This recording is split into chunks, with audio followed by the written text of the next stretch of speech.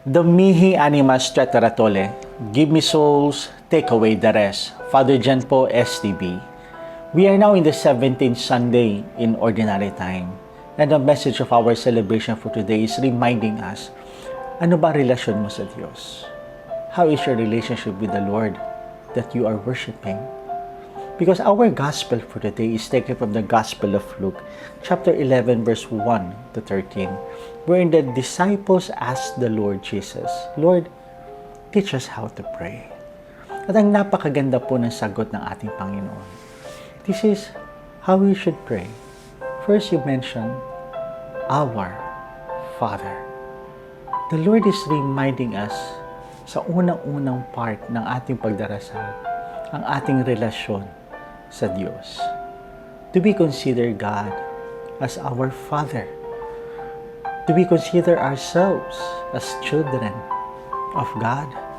Ito po'y pinapaalala sa atin.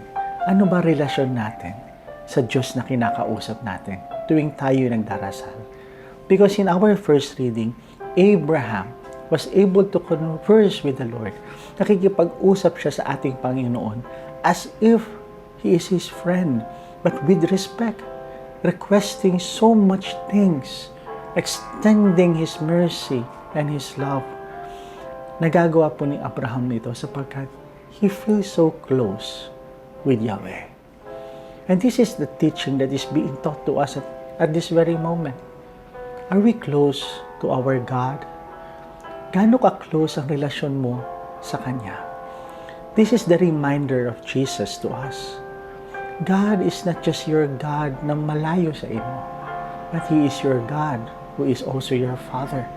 Kung kaya nga po napakaganda po ng ating second reading, we are being reminded of our baptism, not only by water, but most especially through the blood of Christ that washed away all our sins, that made us partakers, heirs of the kingdom, that we were considered children of God through Jesus Christ. Magkakapatid tayo at anak tayo ng ating Panginoon. Therefore, we have the strength, the courage to talk to God and consider Him as our Father.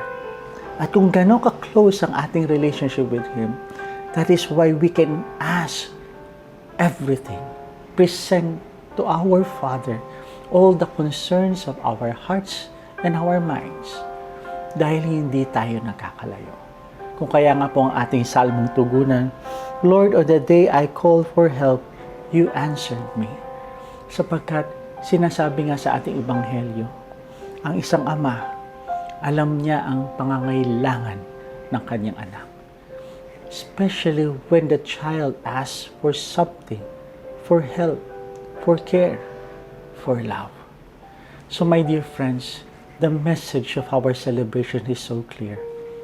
Let us focus on our relationship to God. As we pray, as we do this act of humility before God, let our relationship with Him really go deeper and really connect ourselves to Him. As what we are being reminded in our celebration, tayo'y mga anak ng Diyos. Therefore, do not be afraid to ask something to our God, who is also our Father. So once again, my dear friends, God bless us all.